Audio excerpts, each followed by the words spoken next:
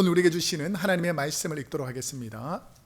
오늘 우리에게 주신 하나님의 생명의 말씀은 신약성경 402페이지 요한계시록 3장 14절에서 22절까지 말씀입니다.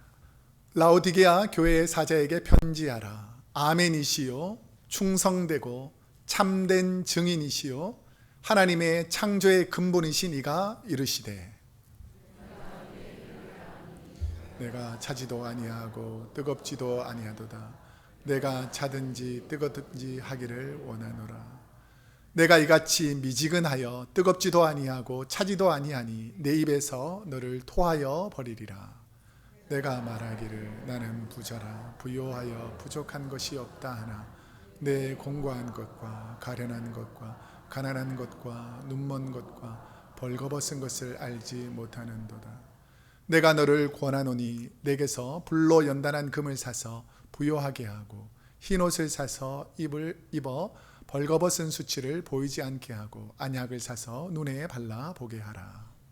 무릇 내가 사랑하는 자를 책망하여 징계하노니 그러므로 내가 열심을 내라 회개하라. 볼지어다 내가 문 밖에 서서 두드리노니 누구든지 내 음성을 듣고 문을 열면 내가 그에게로 들어가 그와 더불어 먹고 그는 나와 더불어 먹으리라. 이기는 그에게는 내가 내 보좌에 함께 앉게 하여 주기를 내가 이기고 아버지 보좌에 함께 앉은 것과 같이 하리라. 귀 있는 자는 성령이 교회들에게 하시는 말씀을 들을지어다. 아멘.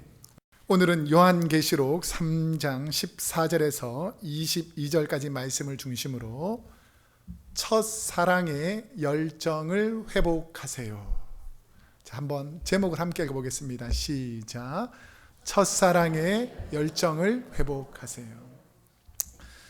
이제 마지막 7번째 교회이기 때문에 이제 외울 기회도 별로 없는데요. 우리 그림 스크린을 한번 보시면 우리 소아시아 7교회가 있지 않습니까? 소아시아 7교회 한번 7개를 한번 하나씩 한번 나열해서 읽어보겠습니다. 시작. 에베소, 서머나, 버가모, 두아디라, 사데, 빌라델피아, 라오디게아. 자, 이 7교회 중에서 우리가 기억이 잘 안 날 수도 있는데요. 한 8주쯤 전에, 제가 한 주 비웠기 때문에 8주쯤 전에, 7, 8주 전에 에베소 교회에 대해서 배웠죠. 에베소 교회.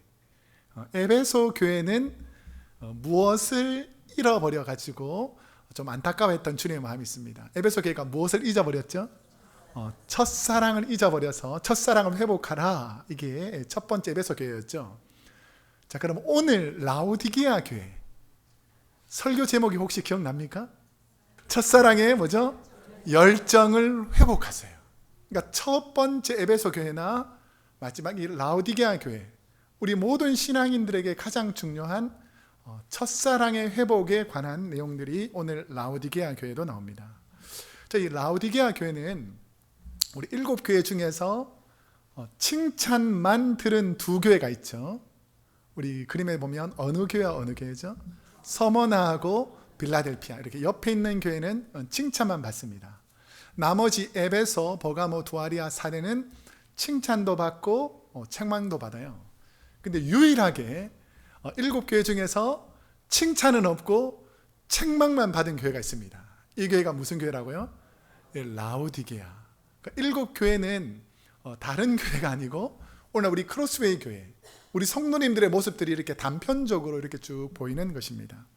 그래서 이 라오디게아 교회는 자신의 행복과 부요함, 만족과 기쁨을 추구하다가 복음의 첫사랑의 열정을 잃었다고 주님께 책망받은, 너 한때 정말 열심히 신앙생활 하더니 너 정말 이전에 믿음이 좋았는데 하나님이 고난만 지나가면 제가 예수님 잘 믿겠습니다 해서 고난을 다 지나가게 했더니 이제는 평안하다고, 기도할 제목이 없다고, 신앙이 첫사랑을 잃어버린 그런 신앙이 되었구나 라고 책망받은 교회가 이 라오디게아라는 교회입니다.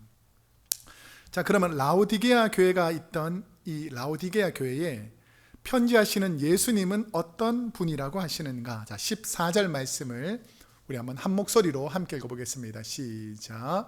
라오디게아 교회의 사자에게 편지하라. 아멘이시요 충성되고 참된 증인이시요 하나님의 창조의 근본이신 이가 이르시되.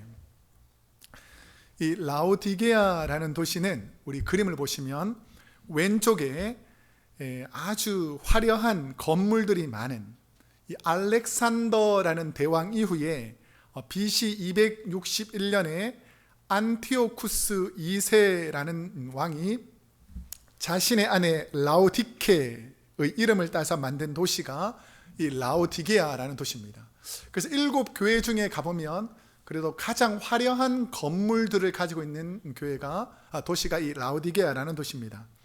이 도시는 무엇을 했냐면 그때 당시에 가장 유명한 이 산업 중에 하나가 양털을 옷감으로 만드는 모직 산업이 발달해 있었습니다. 그래서 이 상업 도시로서 부유함이 많았고요. 산업이 발달하다 보니까 돈이 많이 오고 갈 거 아닙니까? 그래서 대부분의 사람들이 금융업을 통해서 물질이 풍부한 도시가 이 라오디게아라는 도시입니다. 우리 라오디게아라는 교회의 스토리를 알려면 우리가 지난주에 우리 빌라델피아 교회를 비롯해서 지난주에 터키 지역에 AD 17년과 23년에 무엇이 있었다 그랬죠? 큰 지진이 있어서 어떤 지역은 거의 다 어려움을 당하는데 이 라오디게아라는 도시 역시 큰 지진이 그래도 있었습니다. 그런데 다른 도시들은 무너진 것을 재건하기 힘드니까 로마 정부에 요청해서 다시 도시를 재건하다 보니까 로마가 요구하는 것이 그러면 그 도시에다가 황제 신상을 만들고 숭배하는 일들을 해라라고 해서 황제 숭배와 신상 숭배가 많았는데 이 라오디게아라는 도시는 얼마나 물질이 풍부했는지 로마의 도움 없이 그냥 자신들의 돈으로 다시 이 도시를 재건한 도시가 라오디게아입니다. 자, 그러니까 로마의 강력한 지배를 받을 필요가 있겠습니까? 없겠습니까? 없겠죠. 그러니까 우상 숭배와 황제 숭배가 이 도시에는 거의 없었다라고 할 수 있습니다. 자, 이런 도시에 라오디게아 교회가 세워집니다. 우리 다음 그림을 보시면 다른 교회에 비해서 건물 구조가 훨씬 크고 그리고 건물도 아주 화려하게 짓습니다. 그러니까 돈이 많은 사람들이 많다 보니까 이 신앙생활 할 때에도 로마의 황제 숭배나 우상 숭배에 빠질 염려도 없고 그냥 풍요롭게 편하게 신앙생활을 잘 할 수 있는 도시였습니다. 자, 그런데 이 라오디게아 지역에 한 가지 어려움이 있었습니다. 라오디게아 지역에 이게 뭐냐면 물이 부족한 거예요. 물이 부족해서 이 지역에는 물이 부족하니까 돈은 많고 풍부한 재정이 있으니까 어떻게 하냐면 물을 다른 지역에서 끌어옵니다. 그래서 냉수와 온수를 다른 지역에서 끌어오는 수로가 있어가지고 자기 나름대로 물을 이용하며 살았어요. 그런데 보편적으로는 물이 부족하다 보니까 땅이 드라이할 거 아닙니까? 건조하니까. 그래서 먼지 같은 것이 많이 일어나기 때문에 그 지역에는 눈병이 많았어요. 눈병. 그런데 이게 놀라운 일이 뭐냐면 이 뜨거운 물과 찬물이 부딪히는 요 중간 지점에서 석회수와 찬물이 응고되면서 프리기안이라는 가루가 안약 치료제가 되었습니다. 그래서 안약을 통해 가지고 치료해 주는 이런 일들이 많았고 안약 제조하는 의학교가 생길 정도로 그 지역에는 안약 치료 때문에 풍부함을 누리는 도시가 이 라오디게아라는 교회였습니다. 자, 그럼 이 라오디게아 교회는 누가 세우고 누구에게 영향을 받았는가가 성경에 보면 나옵니다. 이 골로새서 4장 13절 한번 읽어보겠습니다. 시작. 그가 너희와 라오디게아에 있는 자들과 히에라볼리에 있는 자들을 위하여 많이 수고하는 것을 내가 증언하노라. 자, 지금 이것은 바울이 골로새 교회에 편지하는 거거든요. 그러면 그가라는 사람은 누구냐면 에바브라라는 사람입니다. 에바브라. 그래서 이 골로새 교회하고 라오디게아를 목회하던 사람이 에바브라였어요. 그러니까 이 바울에게 전도되어서 복음을 전하던 에바브라, 그가 너희와, 지금 골로새 교회에 편지하니까 너희는 누구겠어요? 골로새 교회 성도들이겠죠. 그 다음에 나오는 지역이 뭐죠? 라오디게아. 그래서 이 라오디게아 교회에 사도 바울과 에바브라가 영향력을 미쳤다는 것을 알 수 있고, 나중에 나오는데 이 히에라볼리, 여기는 교회는 세워지지 않았지만 나중에 이제 나올 겁니다. 이 지역을 이 에바브라라는 사람이 복음을 전하면서 교회를 운영했습니다. 다른 6교회가 예수님을 믿는 신앙을 지키는 것 때문에 핍박이 많았고 고난이 많았던 것과 달리 라오디게아 교회는 큰 핍박도 없었고 로마의 도움을 받은 적도 없었기 때문에 황제 숭배에도 비교적 영향을 받지 않는, 그래서 그냥 평안하게 신앙생활할 수 있는 곳이었습니다. 자, 그런데 다시 이제 앞부분의 말씀 14절 말씀으로 다시 한번 가시면, 예수님께서 라오디게아 교회의 사자에게 편지하면서 본인이 어떤 분이라 라고 말했냐면 크게 4가지로 예수님을 설명합니다. 첫 번째는 뭐죠? 아멘이시다. 두 번째는 충성되다. 세 번째는 참된 증인이다. 네 번째는 하나님의 창조의 근본이신 이다 라고 설명하는데, 이 4가지 중에서 라오디게아 교회의 연약한 부분을 지적하고 있는 겁니다. 이 거꾸로 생각해 보면 라오디게아에 없는 것들이 있다는 거예요. 라오디게아가 참 안 하는 거. 첫 번째 뭐냐면 뭘 안 한다고요? 아멘을 안 하는 거예요. 아멘. 말씀 들을 때 아멘이 있기를 축복합니다. 이게 뭐냐면 말씀을 들어도 뭐 동의도 안 하고 뭐 큰 감동도 없고, 그러니까 그냥 말하면 말하는가 보다, 목사님이 그냥 말하면 말씀하시면 이렇게 생각하지, 아멘, 내가 그 말씀을 믿고 순종합니다, 따릅니다, 이 말씀이 옳습니다, 이렇게 아멘이 없다는 거예요. 자, 이렇게 믿음으로 아멘하는 사람들이 없으니까 그 다음에는 또 어떤 사람이 없겠어요? 교회에 충성하는 사람이 없는 거예요. 뭐 주일날은 그냥 밥 해주면 밥 먹는 거고, 시원한 에어컨 밑에서 그냥 좋은 말씀 듣다가 그냥 또 교제하다가 또 시간 되면 청소하라 그럴까 빨리 집에 가서 편히 또 쉬고 뭐. 이러니까 충성된 사람은 찾기가 힘든 교회가 이 라오디게아 교회였어요. 뭐 하자 그러면 허리 아프다, 머리 아프다, 팔다리 쑤시다, 일 있다, 못 나간다. 그러니까 이런 일들로 다 빠지는 사람들. 그렇다 보니까 충성된 사람이 없다 보니까 전도하는 일이 있겠습니까, 없겠습니까? 그러니까 참된 증인, 야, 저 사람이 교회 다녔냐 이렇게 생각할 정도로 교회를 제대로 다니는 사람이 없다 보니까 창조주 하나님을 전하는 사람들이 없던 교회가 이 라오디게아라는 교회였습니다. 라오디게아 교회가 무슨 신앙의 문제 때문에 그럼 이렇게 아멘도 없고 충성도 없고 참된 증인이 없었던가? 자, 15절에서 16절 한번 함께 읽어보겠습니다. 시작. 내가 내 행위를 아노니 내가 차지도 아니하고 뜨겁지도 아니하도다. 내가 차든지 뜨겁든지 하기를 원하노라. 내가 이같이 미지근하여 뜨겁지도 아니하고 차지도 아니하니 내 입에서 너를 토하여 버리리라.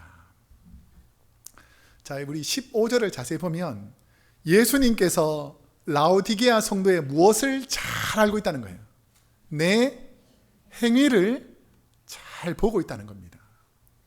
그러니까 이 내 행위를 안다라고 딱 우리 주님께서 이 성도들의 행위를 딱 진단해 보니까 어떤 신앙이냐면 뭐죠?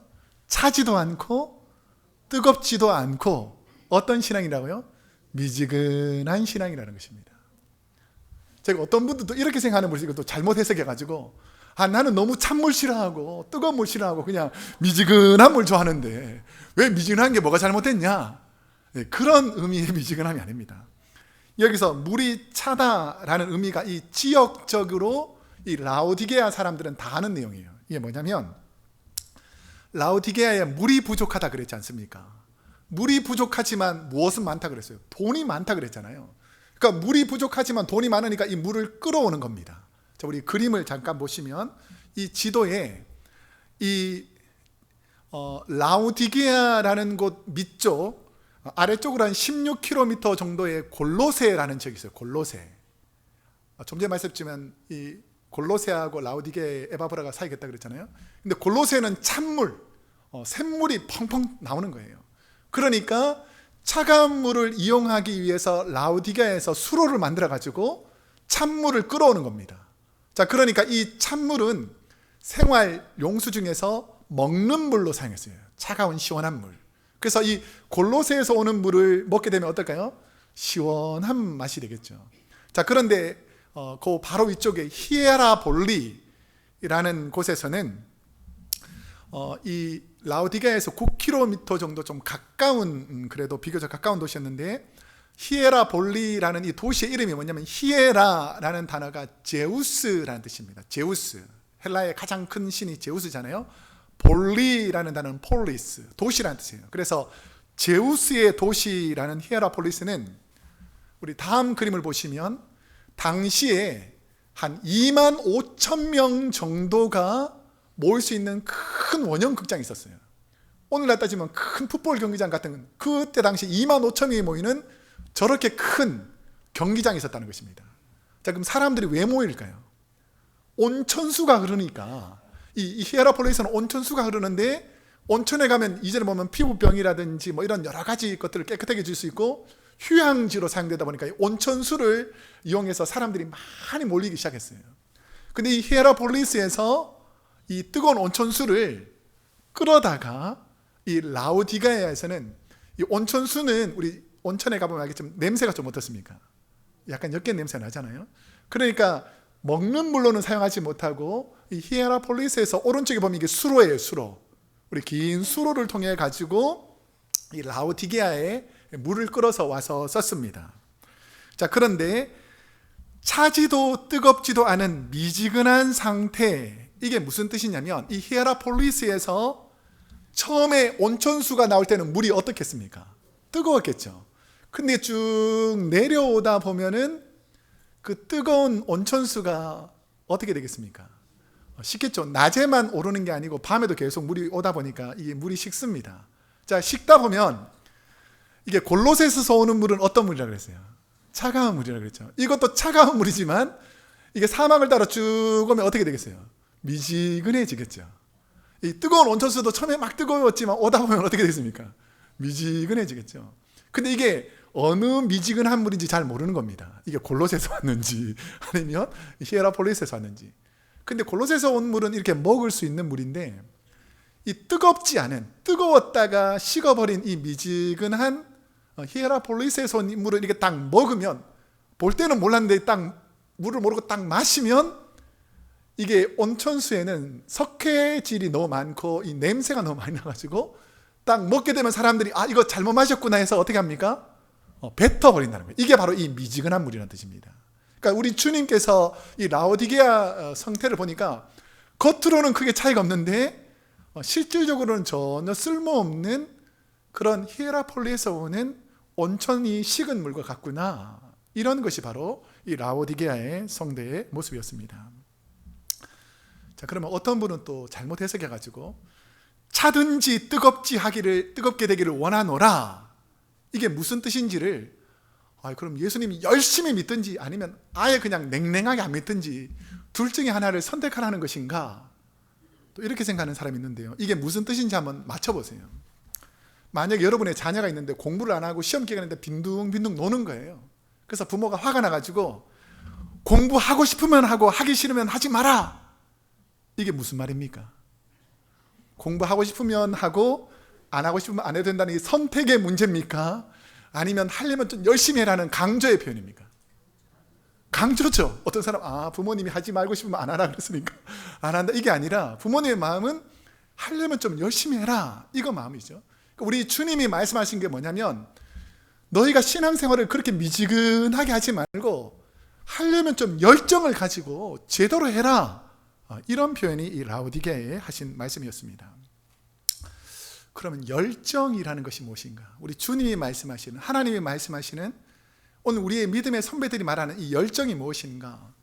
우리 열정이 여러 단어가 있지만 영어로 열정이라는 단어가 뭐죠? 패션이라는 단어예요. 패션. 근데 패션이라는 단어를 우리가 잘못 어원적으로 생각하면 강력한 열심 정도가 패션이라고 생각합니다. 열정. 근데 오늘 본문에 말하는 이 열정이 그런 의미가 아니에요. 혹시 예수님의 순환, 이것을 뭐라 그런 줄 아세요?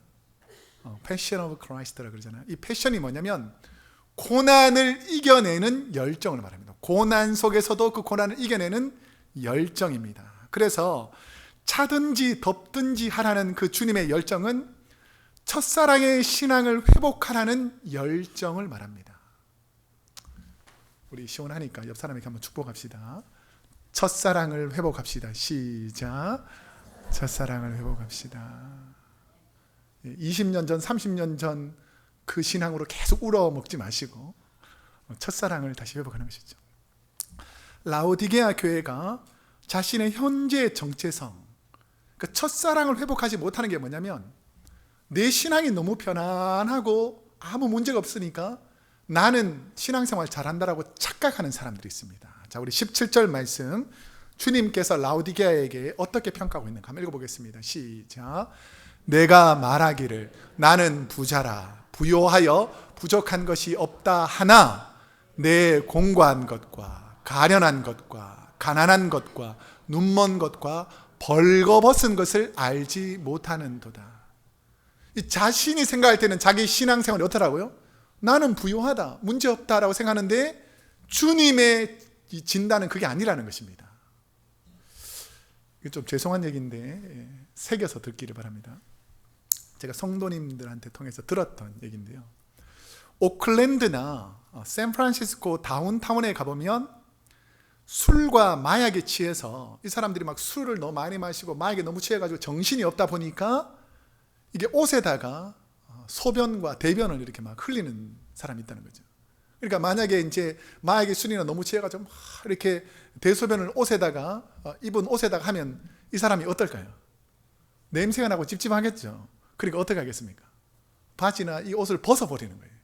그러면 바지나 옷을 벗어버리면 새로운 것으로 갈아입고 부끄러움을 면해야 되는데, 내가 옷을 벗었다는 것도 모르고 이게 취해가지고 나는 뭐 지금 마약에 술에 취해서 아무 문제 없다 이렇게 하는데 자기는 만족스러운데 주위 사람들을 볼 때는 어떻습니까? 수치스럽고 부끄러운 상태를 본인이 모른다는 겁니다. 지금 라오디게아 교회 성도가 자기를 평가할 때 지금 어떻게 말합니까? 네가 말하기를 나는 어떻다고요?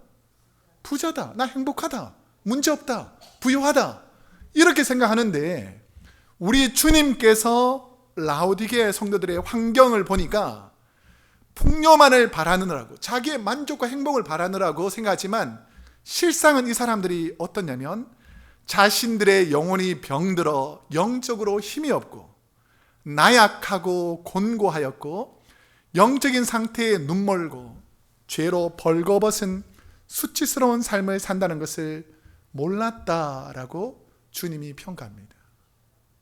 여러분, 부끄러운지 그렇지 않은지를 볼 수 있는 눈이 열리기를 축복합니다. 예수님께서 라오디게아 교회를 향한 권면, 그러면 너희는 어떻게 해야지 그 세상적인 마음에서 벗어날 수 있는가? 자, 18절 한번 읽어보겠습니다. 시작. 내가 너를 권하노니 내게서 불로 연단한 금을 사서 부요하게 하고 흰옷을 사서 입어 벌거벗은 수치를 보이지 않게 하고 안약을 사서 눈을 발라 보게 하라. 자, 세 가지 처방을 해주십니다. 우리 주님께서 세 가지 처방. 첫 번째 처방이 뭐죠? 불로 연단한 금을 사서 부요하게 하고. 자, 이게 불로 연단한 금, 이게 뭐냐면 우리가 가만히 있으면 불순물이 많은 금이니까 순도가 없잖아요. 근데 불로 연단한 금은 뭐냐면 내가 힘들고 어렵지만 하나님께서 계속 뜨거운 불과 시련과 곤란함과 어려운 역경을 통해서 나를 순수한 신앙인으로, 가치 있는 신앙인으로 연단시켜 놓으신 가치 있는 존재로 바꾸는 것을 말합니다.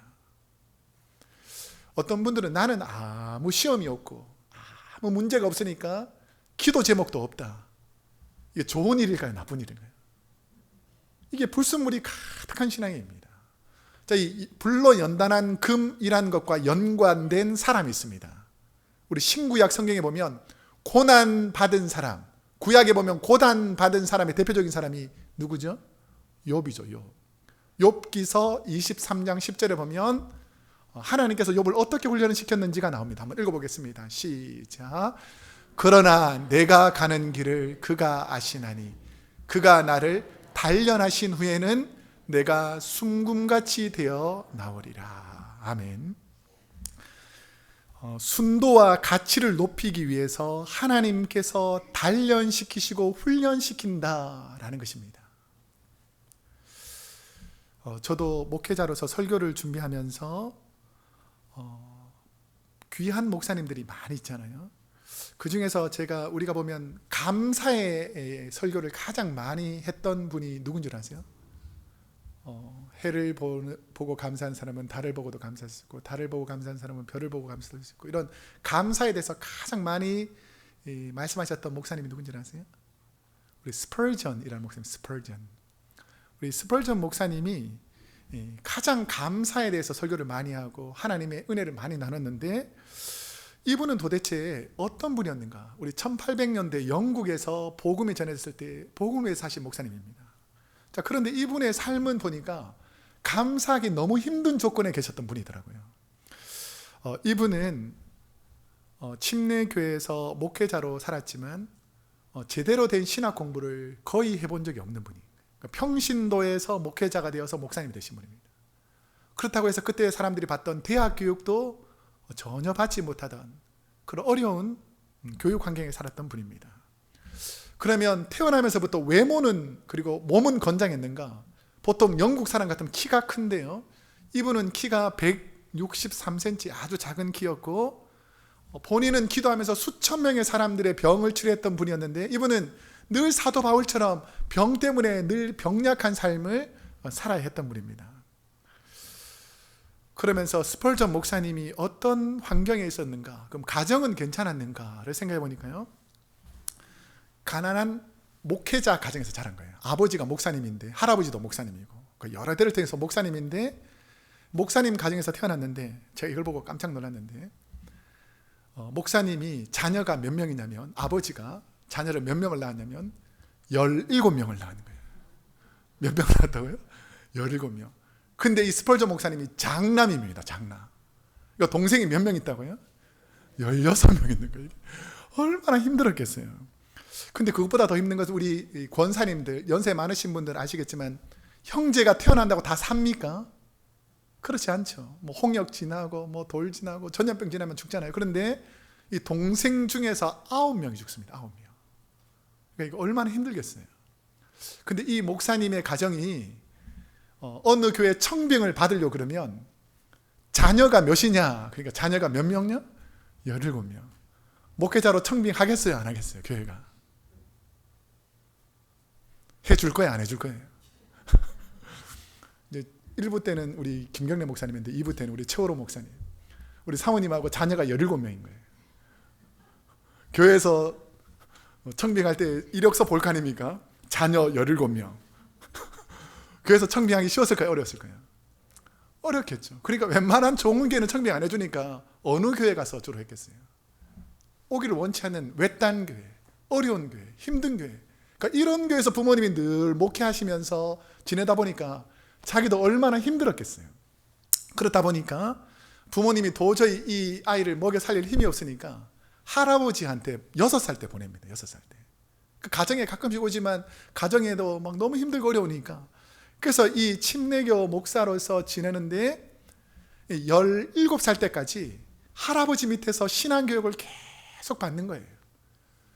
어려운 게 어려움인 줄 알았는데 어려움이 오히려 말씀으로 연단되고 훈련하니까 순수하고 가치 있는 목회자로 하나님께서 예비시켜서 준비시킵니다.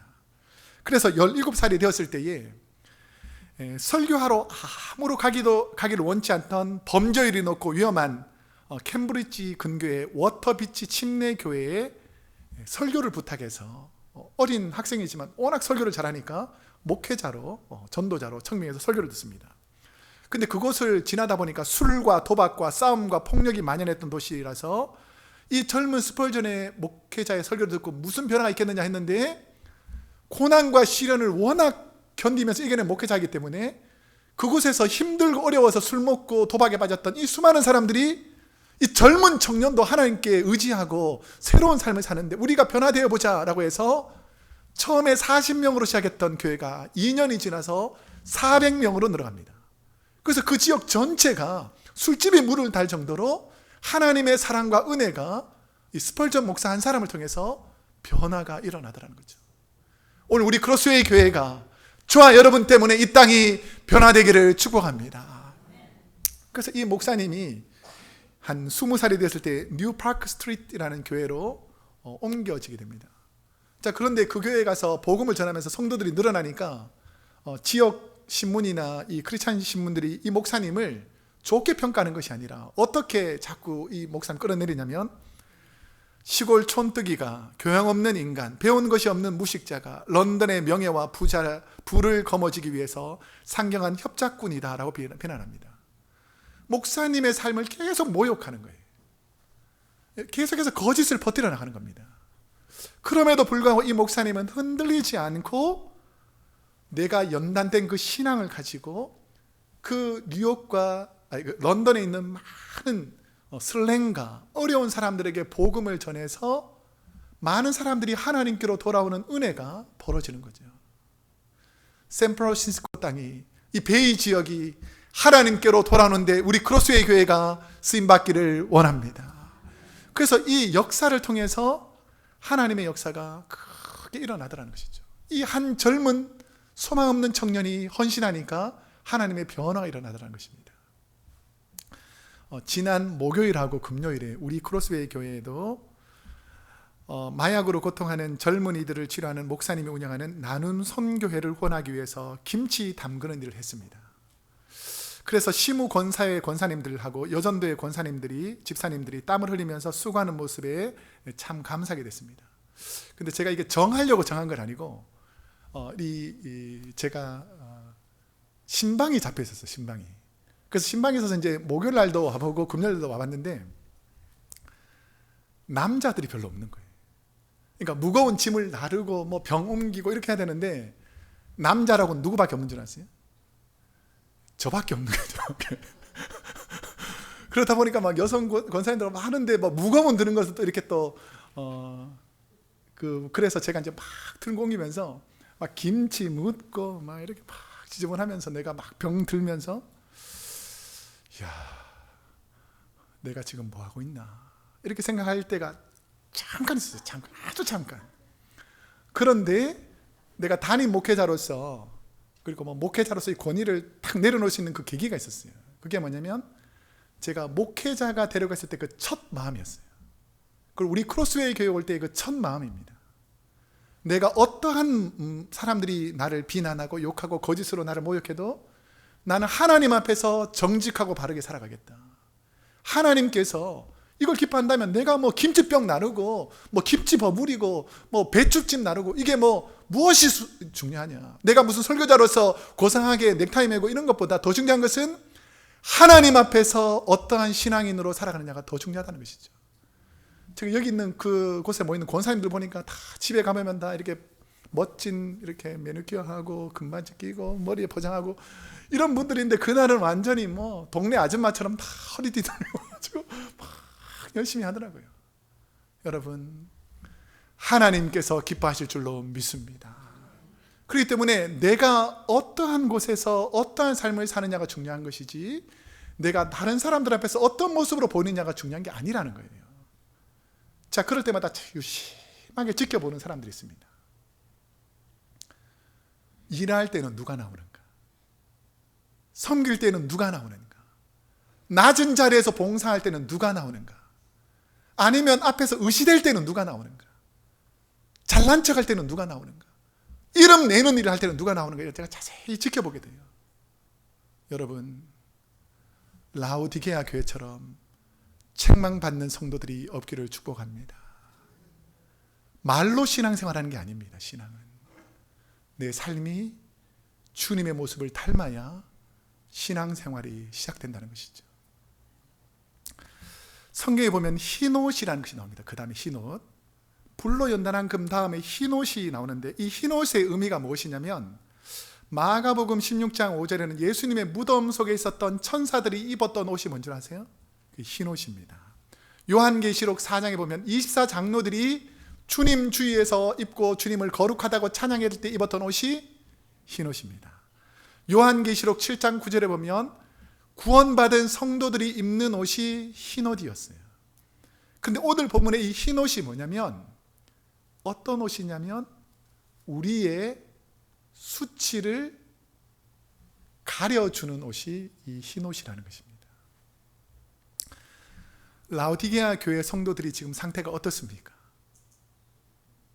하나님 보시기, 자기들은 만족스럽고 자기는 부유하고 자기는 문제없다고 생각할지 모르지만 우리 하나님 보시기, 우리 주님 보시기에는 가난하고 수치스럽고 가엾고 벌거벗었고 이런 모습을 모르는 사람들이라는 거예요. 제가 한번 질문해 볼 테니까 여러분들 어떻게 대답하는지 자세히 마음속으로 한번 생각하면서 대답해 보세요. 만약에 여러분들이 오늘 이 교회를 앞마당을 이렇게 쭉 걷는데 저 건너편에서 마약하고 술에 취한 사람이 바지를 벗고 수치스러운 모습으로 팬티만 입고 걸어 다닌다. 그럼 여러분이 어떻게 그 사람을 바라보겠습니까? 1번, 고개를 돌리고 모른 척한다. 2번, 뭐 저런 인간이 다 있냐 욕하고 비난한다. 3번, 내 옷을 벗어서 그를 가려준다. 몇 번을 해야 되겠습니까? 몇 번을 해야 되겠습니까? 예, 모르는 분은 거의 없습니다. 모르는 분은 없어요. 3번인 걸 다 합니다. 자, 그런데 여러분은 솔직히 가슴에 손을 얹고 어떻게 행동하거나 말할 때가 더 많습니까? 고개를 돌리거나 오히려 욕하고 비난하는 사람이 많지, 우리 주님의 마음으로 그 사람을 덮어주고 수치를 가려주는 분은 그리 없더라는 것입니다. 제가 교회에서 우리 자녀들에게 제일 중요하게 생각하는 것이 뭐냐면 부모님들의 말씀이에요. 말을 함부로 하는 분들이 너무 많다는 거예요. 목사님도 자세히 보면, 전에 말씀드렸지만 자세히 보면 요만큼은 좋은 면이 있어요. 근데 늘 자녀들 앞에서 수치스러운 교회의 이야기, 목사님 이야기, 성도들 비난하는 이야기, 이런 일들로 가득 차 있다면 어쩌면 우리는 라오디게아 교회 성도님처럼 살고 있는지 모른다라는 것입니다. 흰 옷은 우리의 수치를 덮어주는 옷입니다. 연약한 부분이 없는 사람이 어디 있겠습니까? 연약한 모습이 없는 사람이 왜 없습니까? 그렇지만 우리 주님은 그 수치를 덮어주라, 가려주라 라고 말씀하고 계시는 것입니다. 그러면서 이 세 번째는 뭐냐면 안약을 사서 눈에 발라 보게 하라 라고 말합니다. 눈병이 들게 되면 눈이 충혈되고 사물이 제대로 보이지 않지 않습니까? 자, 그렇다 보니까 사람들이 어떻게 평가하겠습니까? 자기의 생각대로, 자기의 편견대로, 잘못된 대로 자꾸 판단하고 편견을 가지고 말할 때가 많은데, 우리 주님께서는 뭐냐면 그런 사람들의 눈에 약을 발라서 치료해 주었던 이 수많은 이 라오디게아 지역 사람들처럼 우리도 그들에게 주의 사랑으로 가서 약으로 치료하라 라고 말씀하고 있다는 것입니다. 주님은 평안만을 추구하며 미지근한 라오디게아 교회가 어떻게 되기를 원하는가? 자, 마지막 결론으로 19절과 20절 한번 함께 읽어보겠습니다. 시작. 물은 내가 사랑하는 자를 책망하여 징계하노니 그러므로 내가 열심을 내라 회개하라.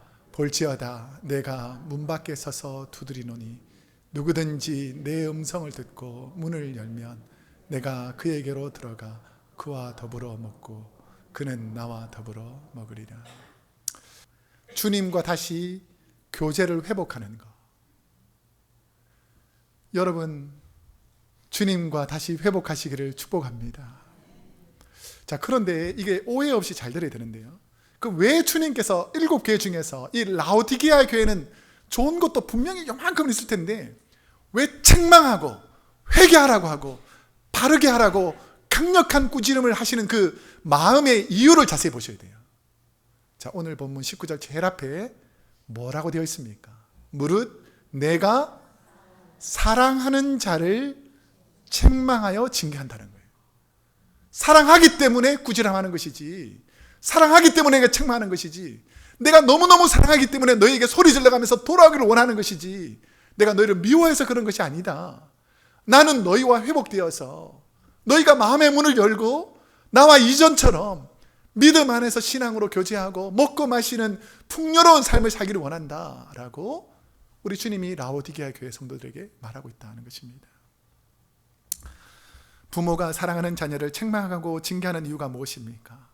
사랑하는 내 자녀가 세상에서, 교회에서, 가정에서 하나님께 인정받고 하나님의 사람으로서 세상에서 인정받기를 우리 하나님께서 원하시기 때문에 책망하고 징계한다는 것이죠. 여러분, 징계가 지금은 듣기가 싫고 힘들더라도 때가 되어 성숙하고 깨닫게 되면 이게 바로 사랑이었다라는 것을 깨달을 날이 온다라는 것입니다. 7교회 성도들 중에서 천국에 갔을 때에 어느 교회 성도님들이 그래도 가장 감사가 많았을까요? 이 라오디게아 교회. 끝까지 나를 포기하지 않고 잡아준 그 라오디게아 교회 성도들을 우리 하나님께서 기뻐하신다라는 것이죠. 예수님이 라오디게아 성도들을 향해서 문을 두드리시는 이유가 있습니다. 주님이 원하시는 삶을 살려고 다시 열심을 내라고, 세상에 취해 살던 모습에서 회개하고 사랑받는 자녀로 돌아오기를 우리 주님이 원하신다는 것입니다. 이제 말씀을 맺겠습니다. 벌써 결실의 계절 9월이 시작되는 해가 되었습니다. 어제 저희 아내와 신앙의 첫사랑의 열정에 대해서 쭉 나누게 됐어요. 설교를 준비하면서 첫사랑에 대해서 나눈다 그러니까 열정에 대해서 얘기하게 됐습니다. 신앙생활 하다 보면, 믿음 생활 하다 보면 내 신앙을 오해하고 잘못된 판단을 하고 거짓으로 나를 모함하는 분이 있을까요? 없을까요? 있겠습니까? 없겠습니까? 있습니다.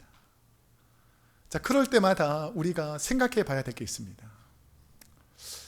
어제도 우리가 이렇게 걸으면서 힘들고 어려운 상황이 많이 있지만, 거짓으로 모함하고 거짓말을 하고 퍼뜨리고 이런 사람도 참 많이 있지만, 우리가 일일이 다 대항하고 대꾸할 수도 없지만, 우리가 바라봐야 될 사람은 예수님이 아닌가 생각하게 됩니다. 예수님은 그 억울한 상황 속에서도 말도 안 되는 이야기로 종교 지도자들과 바리새인들과 서기관들이 예수님을 거짓말장이다, 예수님을 이단이다, 출교시켜야 된다, 우리 민족에서 끊어내야 된다라고 거짓을 계속 퍼뜨릴 때에도 우리 주님은 그 신앙의 첫 열정을 가지고 계속 복음 전하는 일에 최선을 다했다는 것입니다. 저는 지금도 생각하면 너무 가슴이 아픈 게 뭐냐면, 십자가에서 죽음을 앞둔 그 몇 시간 앞에서도 한편에 달린 강도가 죽음의 길을 걸어가고 지옥불에 떨어지는 것이 안타까워서 네가 예수 믿고 나와 함께 낙원에 있기를 간절히 바라는 마음에서 마지막 죽는 순간까지 한 영혼 살리는 일에 최선을 다하더라는 것이죠. 여러분, 우리의 인생이 어떠한 삶을 살아야 하겠습니까? 마귀에게 속아서 계속 미워하고 시기하고 남의 말하고 저주하고 이렇게 살기에는 인생이 너무 짧습니다. 우리가 세상에 취해서 세상의 것 자랑하며 살기는 인생이 너무 짧다는 것이죠. 여러분, 하나님의 복음을 위해서, 주의 나라와 의를 위해서 다가올 하나님의 나라를 생각하면서 준비된 삶을 살다가 주님 부르실 때에 기쁨으로 천국에서 만나기를 축복합니다. 기도하겠습니다.